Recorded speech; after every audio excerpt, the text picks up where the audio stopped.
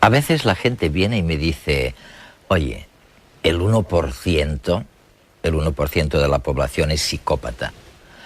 No es una cifra tan enorme como para que debiera preocuparnos como tú sugieres. Y sin embargo, yo les tengo que responder enseguida que este 1% en realidad se transforma en el 15% de la población reclusa simplemente porque los psicópatas cometen más delitos y más variados que el resto de los reclusos. Pero además, los psicópatas, como no llevan un letrero que diga «soy psicópata», infligen una cantidad de sufrimiento indecible en la gente inocente. Afortunadamente, estamos descubriendo, mediante evaluaciones muy precisas, quién tiene más posibilidades de ser psicópata. Y tal vez con ello consigamos reducir una parte de este sufrimiento indecible. La psicopatía se presenta bajo más caras que la del asesino despiadado. Los psicópatas tienen formas más sutiles de hacer daño que la agresión física. Muchos de ellos llevan trajes impecables, conducen coches de lujo y ocupan puestos de responsabilidad. Tu jefe podría ser uno de ellos. Robert Hart vuelve a redes para hablarnos de peligros que muchas veces preferimos no ver. Bueno, la gente dice que un 1% no es demasiado. Y un 1% de la población, sin embargo, es psicópata. Lo importante es que más del 15% de los reclusos son psicópatas. Lo que significa, obviamente, que cometen más delitos y crímenes que la gente en general. Tú también has sugerido que cometen una mayor variedad de delitos y de crímenes. Es así, ¿no? Sí, yo he sugerido que quizá el 1% de la población general es psicópata y el 15% de los reclusos. El problema es definir lo que significa psicópata. Es como preguntar cuánta gente padece hipertensión arterial. Claro, pues depende de dónde sitúes el umbral. Y tradicionalmente, en la investigación y la práctica de Norteamérica, se define al psicópata como alguien que puntúa 30 de 40 en esta escala de 40 puntos que he creado, el test revisado de evaluación de psicópatas. Y si partimos de esto para definir la psicopatía, y no es una definición mágica en absoluto, sino un instrumento de trabajo práctico, entonces alrededor del 1% de la población general... Resulta que lo es. En cierto modo, entonces, todos tenemos algún elemento de psicopatía, ¿no?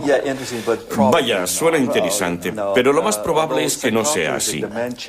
La psicopatía es una dimensión, así que es cierto que hay grados de psicopatía, pero la inmensa mayoría de la gente puntuaría alrededor de 0 a 1 en esta escala concreta. Ahora bien, una cosa está clarísima. Los psicópatas son incapaces de sentir empatía, de ponerse en el lugar de otra persona. Aunque saben lo que hacen, no sienten ningún tipo de remordimiento. Su conciencia no les dice que han actuado mal. Saben que obran de un modo que la sociedad considera erróneo. Entienden las reglas del juego. Las conocen perfectamente. La conciencia implica conocer las reglas, pero también sentir que uno debe cumplirlas, y en su caso no es así. Un psicópata entiende las normas y puede ponerse en la piel de alguien intelectualmente o cognitivamente, pero no emocionalmente. En su conducta falta uno de los elementos más importantes de la humanidad, es decir, cómo se pueden sentir los demás. Y esto significa, por supuesto, que pueden actuar sin tener que preocuparse en absoluto de cómo repercuten emocionalmente sus acciones en nosotros. Los psicópatas son personajes habituales tanto en el cine como en las novelas. Y es que hay algo en su personalidad que los hace especialmente atractivos, casi morbosos.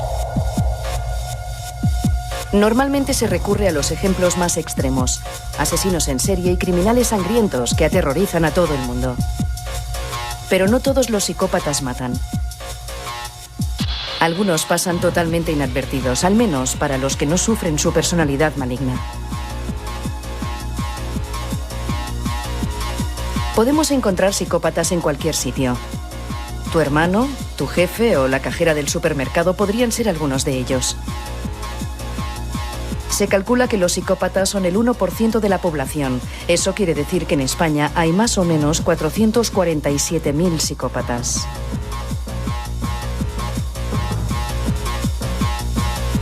A pesar de ser un porcentaje pequeño, puede llegar a influir muchísimo en el resto de la sociedad.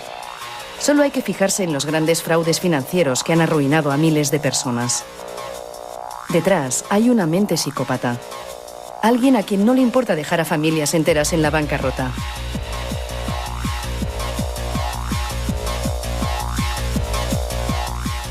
Y no les importa porque no saben lo que sienten los demás. Los psicópatas no tienen empatía. Son incapaces de ponerse en la piel de los otros. Pueden entender cómo piensas, pero nunca podrán entender cómo te sientes. Tampoco tienen conciencia, ni miedo, ni remordimientos. 3 características ideales para ser un buen embustero. Destacan como jugadores de póker, se marcan faroles y permanecen impasibles. Sus compañeros de juego son incapaces de descubrir cuándo mienten. Y la política también les llama la atención. Es un contexto donde el engaño y la mentira son indispensables, y de esto ellos saben mucho. Además, pueden acceder a puestos de poder desde donde manipulan a su gusto a muchas personas, en ocasiones incluso a países enteros.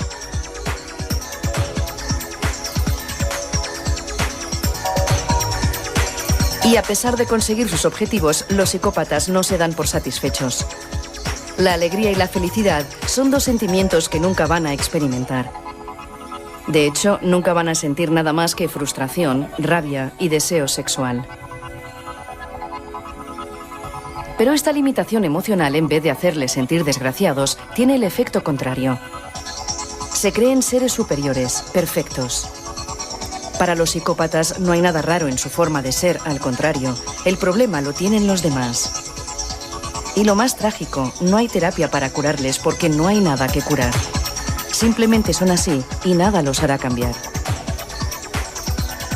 ¿Por qué? ¿Por qué los psicópatas suelen ser normalmente mentirosos, violentos y encantadores? Veamos, sin duda son mentirosos y muchos parecen encantadores. No todos tienen necesariamente conductas violentas. Para que nos entendamos, el psicópata tiene un repertorio de conductas muy amplio. Puede actuar, desempeñar muchos papeles. Si ser encantador funciona, pues lo es. Si no funciona, quizá te amenace o intente intimidarte.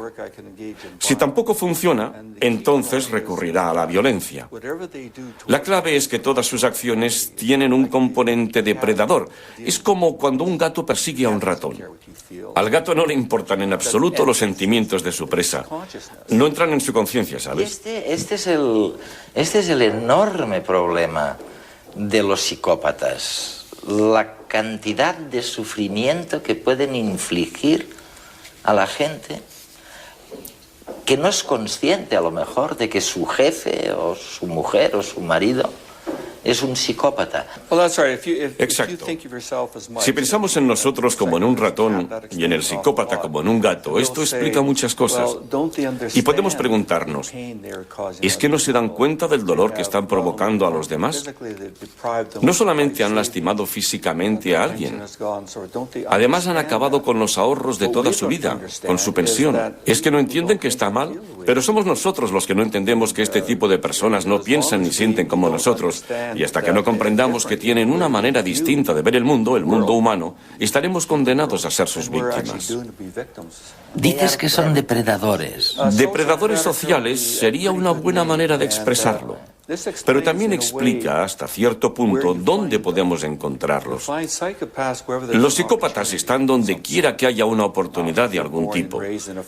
Si alguien nace y se cría en una familia que valora las actitudes delictivas, hurta y roba y hace cosas malas, un psicópata será un buen alumno. Aprende muy rápido y probablemente acabe en la cárcel. Si naces en una familia distinta, una familia de abogados, médicos, sabes cómo vestir, cómo hablar, vas a las mejores escuelas y a la vez tienes esos rasgos de la personalidad, es decir, mientes fácilmente, engañas, no te importan los demás. Hablas muy bien. Bueno, entonces probablemente acabes en otro sitio. Podría ser la política o el derecho. Podría ser cualquier profesión en la que gracias a tu posición puedas ejercer poder y controlar a los demás.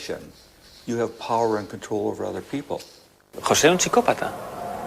No, nunca lo hubiera dicho. ¿José un psicópata? José, pero sí. Era un tío encantador, ¿no? Los psicópatas consiguen engañar a casi todo el mundo. Son conversadores amenos y divertidos, con respuestas rápidas e inteligentes. Su fachada es impecable, pero por dentro están vacíos. Solo se relacionan por puro interés. Son como actores que interpretan un papel, el papel de su propia vida. Al principio me caía bien, francamente bien, la verdad. Era un tío pues, que contaba historias, pero conforme pasaba el tiempo la verdad es que me empezó a parecer superficial. Ahora que lo dices sí que era un poco raro. Había algo en los ojos, era como si no mostrara ninguna emoción, como si tuviera una máscara. Eso sí, siempre iba impecable, las camisas perfectamente planchadas, y ropa de calidad. Siempre iba con ropa italiana. Los psicópatas tienen una necesidad de autogratificación desmesurada. Para satisfacerla se sirven de todos los que tienen a su alrededor. Y saben que con una buena apariencia es más fácil conseguir lo que quieren.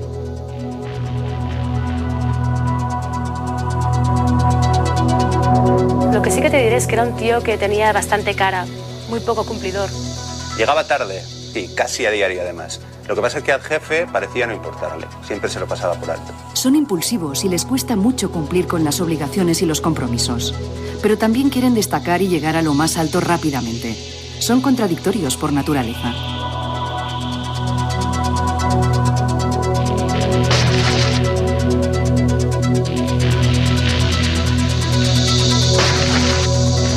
Siempre intentaba destacar, siempre intentaba tirar para arriba, ¿no?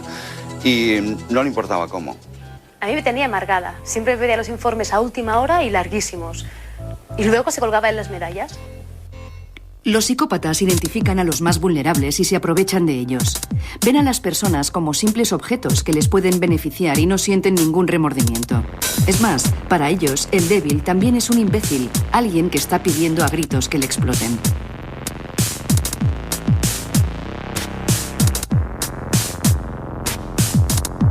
Me acuerdo que incluso un día se metió en un lío gordo, porque alguien, no sé quién, recuerdo que dijo que le había robado una idea. No sé muy bien qué pasó, no me acuerdo muy bien, pero al chico lo echaron y José se quedó.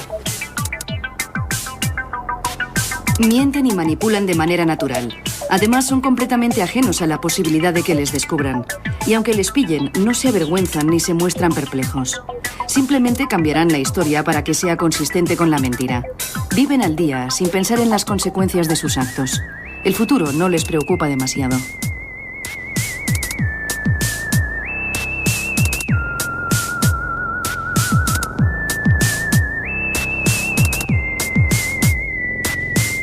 A mí me engañó totalmente, pero me entendía y me comprendía tan bien. En las relaciones de pareja, los psicópatas también son unos actores magníficos. Son incapaces de sentir amor, pero aprenden a imitar el romanticismo. El cine es una buena escuela. Repiten las frases que oyen en las películas para hacerse pasar por novios cariñosos y complacientes. Cuando la víctima muerde el anzuelo y se enamora perdidamente, aparece su lado más oscuro. En nombre del amor, le sacan todo lo que pueden. El psicópata puede ser cualquiera. Podría ser tu amiga, tu madre o incluso la persona que ves cuando te miras al espejo.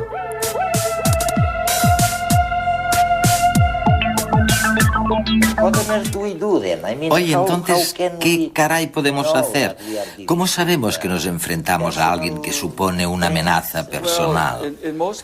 Pues bien, normalmente no sabes que te enfrentas a un psicópata, pero sí que tienes un problema grave.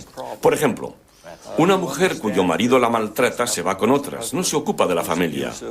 Sabe que hay algo que no funciona nada bien. Quizá no utilice el término psicópata porque no lo conoce, y muchos terapeutas, médicos, psiquiatras le dirán que la psicopatía es un mito, que no creen en ese concepto. Y la pobre mujer solo podrá decir, vaya, me enfrento a un mito, pero ese mito me pega una paliza cada noche. Es algo muy extraño. Lo único que podemos hacer, me parece, es informar al público de que hay individuos así y que funcionan de esta manera, y tal vez podamos hacer algo para evitar que hagan daño. Está claro, está claro. Pero el problema es grave, porque por lo general la víctima no tiene manera de resolverlo. La policía muchas veces no ayuda, los terapeutas tampoco. A veces los amigos creen que es la mujer la que tiene el problema. O si la psicópata es la mujer, creen que el problema es el hombre. Pero tendría que haber algo para identificarlos. Estoy pensando en nuestros telespectadores ahora, aquí en España y Latinoamérica. Quizá podamos sugerirles algo, de hecho. Tú los sugieres en tu maravilloso libro, Serpientes con trajes.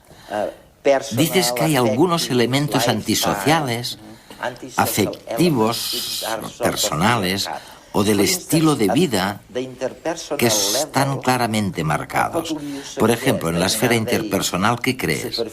¿Son superficiales, grandilocuentes, modestos? Pueden ser todas estas cosas en momentos diferentes. Hay que pensar en ellos como si actuaran sobre un escenario.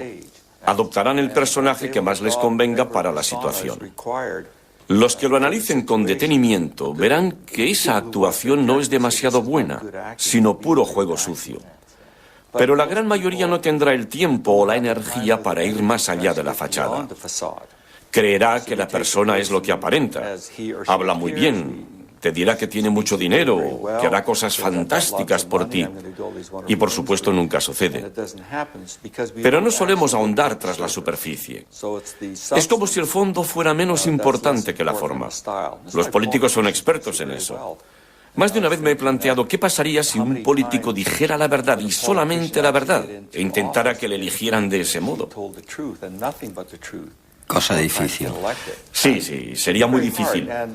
Además, creo que en la política y en el póker hay que mentir, engañar, es parte del juego.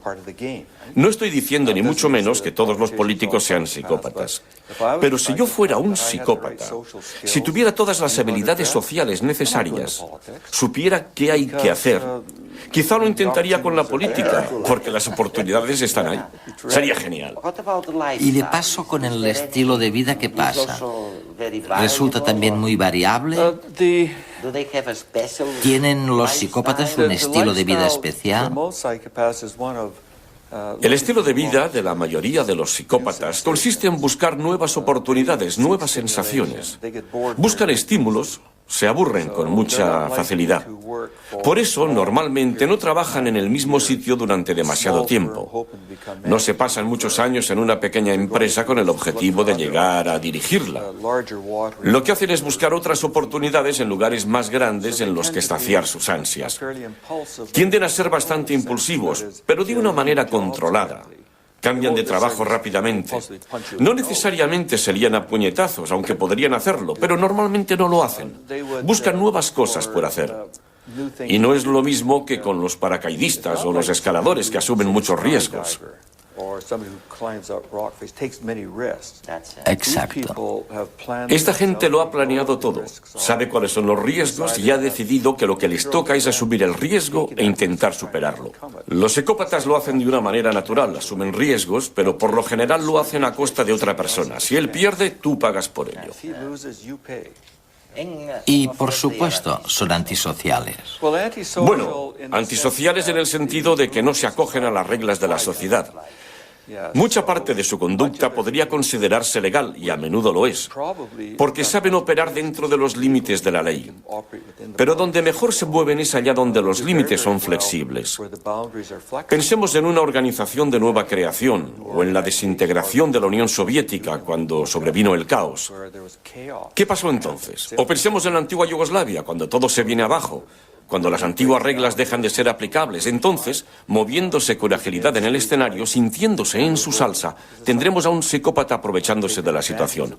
Lo mismo pasa con las empresas. Si impera el caos y las reglas son poco claras, flexibles, el psicópata saldrá adelante extremadamente bien.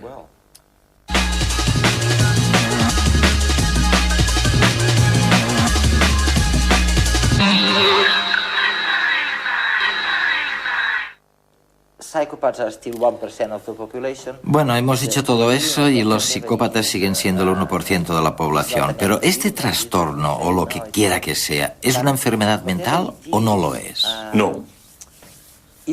En cualquier caso, sea lo que sea, no ha cambiado demasiado. Lo que ha cambiado es el panorama desde los 90, con todas las empresas organizando o instaurando nuevas maneras de organizarse para buscar la máxima eficacia, reducir los costes de personal, ser más competitivos y avanzar a toda costa. Aparentemente muchas empresas han sido engañadas, increíblemente, y han incorporado a muchos psicópatas en su plantilla. Sí, de hecho, en muchos casos es el psicópata el que ha decidido quién debe marcharse. Increíble. Especialmente si una empresa absorbe a otra y el psicópata está allí y acaba en una posición de poder para decidir que hay que despedir a su antiguo jefe.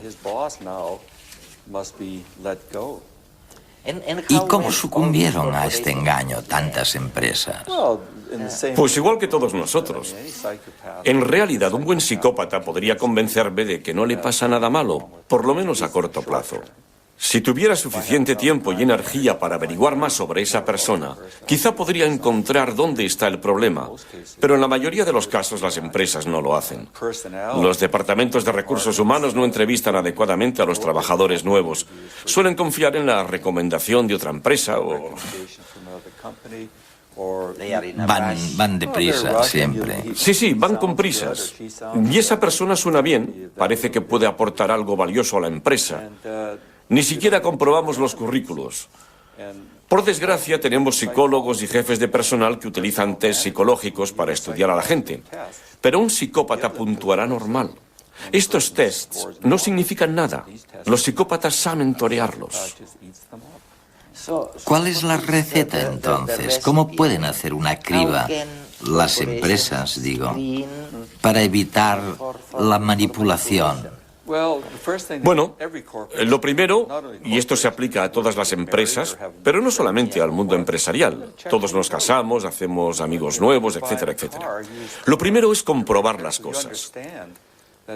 Si te compras un coche de segunda mano, irás con mucho cuidado. Serás consciente de que es muy probable que el vendedor te mienta y engañe.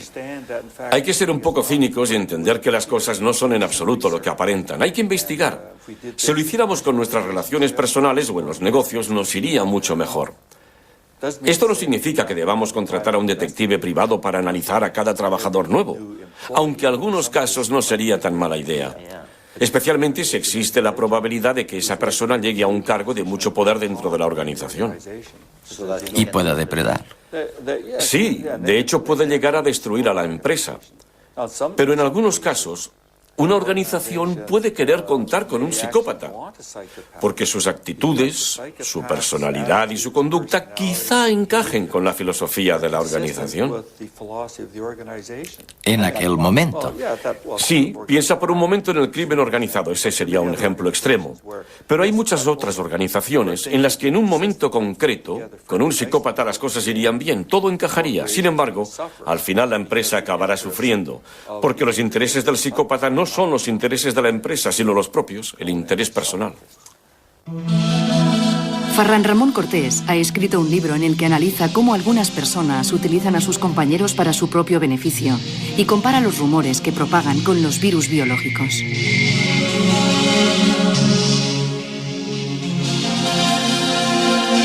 En todas las empresas, desde mi punto de vista, en todas sin excepción, hay personas tóxicas.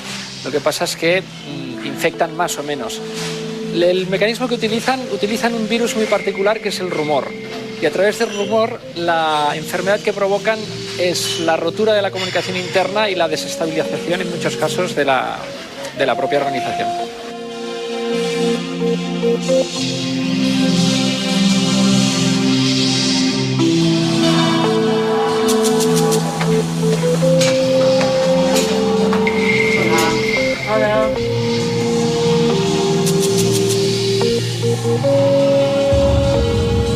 En las epidemias de rumores participan 3 tipos de personas. En primer lugar, los reservorios, que son los que lanzan el rumor, llevan el virus dentro y lo lanzan. En segundo lugar, tenemos los huéspedes infectados, son las personas que van transmitiendo el rumor de persona a persona. Y luego nos encontramos también con los inmunes. Esta gente son gente a la que llega la infección, pero no la transmiten, no se la hacen suya y son esenciales en las organizaciones para parar precisamente las epidemias.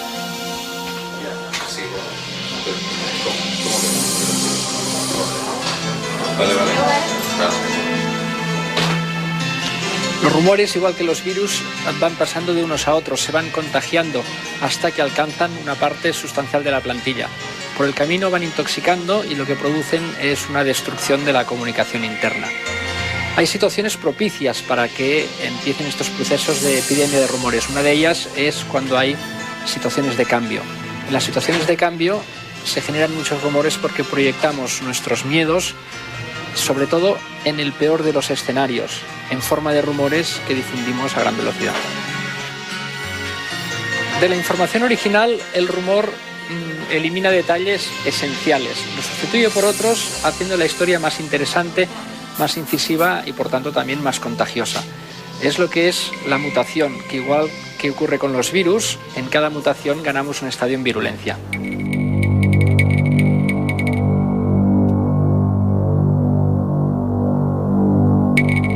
Las personas emocionalmente más expresivas son a la vez las personas que tienen mayor capacidad de contagio.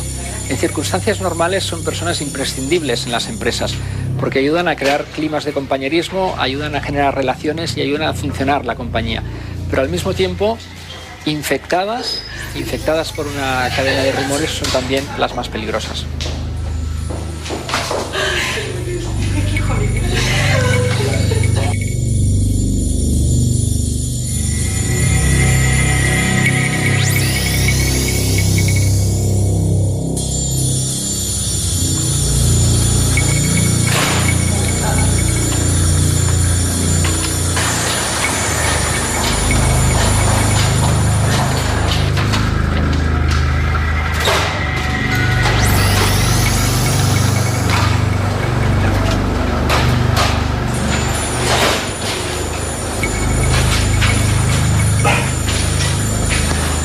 Ante una epidemia de rumores es muy importante identificar el origen, de dónde parte, quién es la persona que lo ha difundido. Habitualmente lo habrá hecho para manipular y reforzar su posición en la empresa. Y es muy importante saber que no siempre va a dar la cara. Igual que en las infecciones víricas puede ser un portador asintomático, alguien que no muestra la enfermedad y que es difícil por tanto de localizar y de cazar.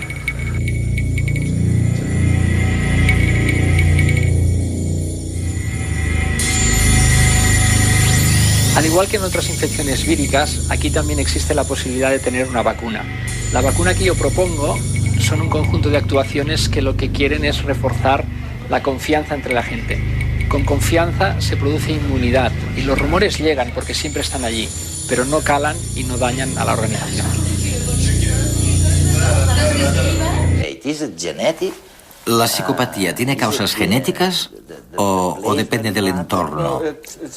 Pues de hecho ambas cosas, aunque probablemente los genes influyen más que el entorno. Este debate ha estado vigente durante mucho tiempo y seguirá estándolo, especialmente en este ámbito.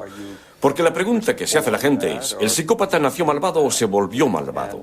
Sí. Y la respuesta es una combinación de ambas cosas. No existe un gen para la psicopatía. No. No lo hemos descubierto todavía. Con el tiempo quizá encontremos una combinación de genes que expliquen la conducta. Pero lo que sí tenemos son buenas pruebas científicas de que hay factores genéticos muy fuertes que entran en juego. ¿Y esto no plantea problemas jurídicos muy serios? Es decir, si es algo marcadamente genético, ¿cómo podemos culparlos por lo que han hecho? Si es tan claramente genético, ¿cómo les podemos culpar? Bueno, hay muchas otras cosas que se deben a componentes genéticos. Por ejemplo, la inteligencia. Hay personas que por naturaleza no son muy listas, pero seguimos responsabilizándolas de sus actos y entienden las reglas del juego. Lo mismo sucede con la psicopatía. Esto se ha debatido varias veces en Estados Unidos y el argumento que se esgrime es que los psicópatas no juegan con todas las cartas porque les falta algo. Les falta la capacidad de entender que lo que hacen tiene consecuencias emocionalmente devastadoras sobre los demás. Y hay quien dice, bueno, quizá no sean responsables porque carecen del componente emocional. Pero ese argumento no ha prosperado. Y la ley, en Estados Unidos por lo menos, dice que si conoces las reglas del juego y sabes distinguir el bien del mal, entonces puedes ser procesado. Eres responsable de tus actos. A un psicópata se le da muy bien intentar utilizar eso mismo que mencionabas. Te dirá, no es mi culpa, yo nací así, es culpa de los demás, es culpa de la sociedad. Pero no es verdad, toman sus propias decisiones. Bueno, ya los hemos identificado, más o menos. Cometen un delito o un crimen y los ponemos en la cárcel. Sí. ¿Y luego qué hacemos? Tú tienes enorme experiencia, has analizado varios centros penitenciarios por todo el mundo. ¿Qué hacemos con ellos? Pues normalmente lo que hacemos no es lo adecuado. Para los delincuentes y criminales tenemos programas de tratamiento o programas conductuales e intentamos que todos obedezcan las mismas reglas utilizando las mismas técnicas. Pero con los psicópatas no funciona, porque la mayoría de estas técnicas se basan en la emoción, la capacidad de experimentar ansiedad, miedo, remordimientos, todas tienen bases emocionales. Y con un psicópata es un método equivocado. Si le dices a un psicópata, lo que haces está poniendo en peligro a otras personas, les estás haciendo daño, tienes que cambiar, pues te dirán, de acuerdo, cambiaré. Pero será una respuesta superficial, porque en su foro interno esa persona pensará, ¿y por qué debería cambiar? Yo estoy bien. Si eso no funciona, ¿cómo deberían ser entonces los programas? Pues lo primero que deberíamos hacer es desconfiar muchísimo de todos los psicópatas que de repente afirmen sentir empatía. Es imposible que cambien su esencia de la noche a la mañana por mucho que utilicen las palabras adecuadas y digan, estoy curado, he encontrado a Dios, he encontrado a Cristo, ahora sí que sé lo que estoy haciendo. Hay que hacer caso omiso de afirmaciones así porque lo que cuenta son los actos. Y por otro lado, es importante convencerles de que pueden beneficiarse si cambian un poco su conducta. Es decir, que va en su propio interés cambiar, no mucho, porque no van a cambiar mucho, pero sí hasta cierto punto. Decirles que se pondrán en menos líos o que pasarán menos tiempo en la cárcel del que pasarían si no cambiaran.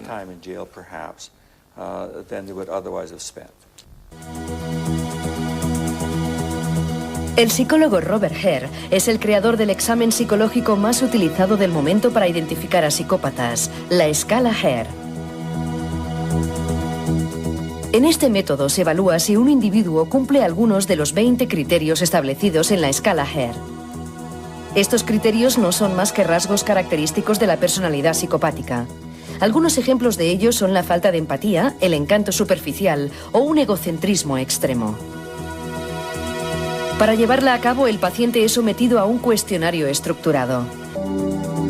Es entonces cuando el evaluador concede para cada criterio 0, 1 o 2 puntos en función de si el paciente no lo cumple, lo hace parcialmente o lo cumple en su totalidad. Tras el test, el evaluado adquiere una puntuación final que varía de 0 a 40, considerándose psicópatas a los individuos con calificaciones superiores a 30. Recientemente se ha desarrollado una nueva prueba para detectar si la percepción de la violencia varía entre criminales psicópatas y aquellos que no lo son.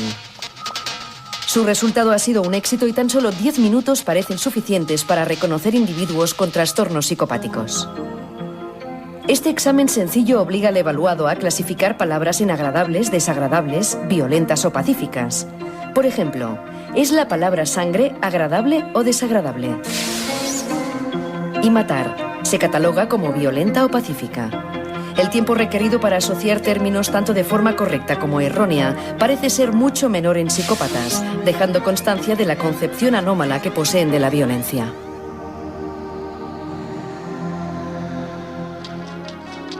Nuevas técnicas en el campo de la visualización cerebral como la resonancia magnética han permitido relacionar la conducta psicopática con defectos biológicos. Así, la corteza prefrontal, vital para gestionar los impulsos, presenta una reducida actividad. Neurotransmisores inhibidores de la conducta agresiva, como la serotonina, también parecen escasear en el cerebro del psicópata. En definitiva, los últimos avances en psicología y técnicas de imagen cerebral han facilitado la diagnosis de la psicopatía. El reto ahora consistirá en la cura y la reinserción de los que la padecen.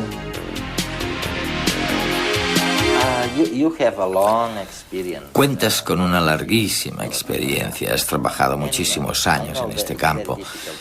Y ya sé que es muy difícil responder a la pregunta que te voy a hacer, pero ¿crees que la cantidad de sufrimiento de la gente corriente a manos de esos instintos depredadores de los psicópatas ha aumentado con el tiempo?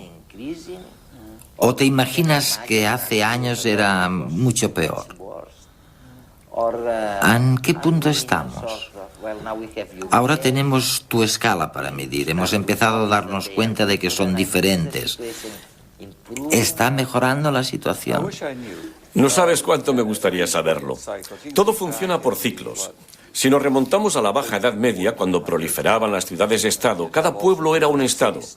Y eso a menudo entrañaba peleas, asesinatos, saqueos, violaciones constantes y, por supuesto, allí encajaba perfectamente el psicópata. De hecho, por aquel entonces el psicópata probablemente se consideraba un verdadero héroe. Era alguien que sacaba el trabajo adelante.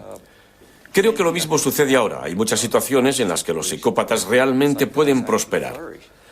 Uno de los problemas que tenemos ahora es que, como sociedad, a través de las películas y la televisión, lo que hacemos en cierta medida es promover el estilo de vida psicópata. Estamos transmitiéndole a una nueva generación que así es como se hacen las cosas y que además es fantástico. Que es eficaz, ¿eh? Sí, en las películas y la televisión, el principal ingrediente es la violencia. Y se trata de violencia depredadora. Violencia a sangre fría, sin pasión. Se actúa contra los demás sin ningún tipo de preocupación por ellos, sin sentimientos de remordimiento o de culpabilidad. Y los niños lo ven. Los jóvenes lo ven. Y gran parte de este material se convierte en un modelo a imitar, un guión sobre cómo actuar. Tal vez les cueste comportarse así, pero con el tiempo aprenden. Déjame darte un ejemplo. En Estados Unidos, hace 9 o 10 años, hubo un periodo en el que los chavales jóvenes, de 14 o 13 años, solían reunirse en grupo y pegarle una paliza a otro chaval. Le pegaban patadas, le acosaban, le humillaban. En Canadá nunca había pasado nada similar, hasta que apareció en la televisión. Al cabo de 2 o 3 meses ya teníamos casos como ese. Casos de acoso escolar o bullying, ¿no? Acoso, palizas, humillaciones, se había convertido en un modelo para los niños. Por eso creo que lo que sucede ahora en nuestra sociedad es que el número de casos de la psicopatía tal vez no esté aumentando, aunque quizás sí, no estoy seguro. Pero sin embargo a un psicópata le resulta mucho más fácil expresarse que antes, porque lo que antes se consideraba poco ético, inmoral o antisocial ahora se convierte en la norma. Pasa a estar bien. Todo se reduce a pensar ante todo en uno mismo.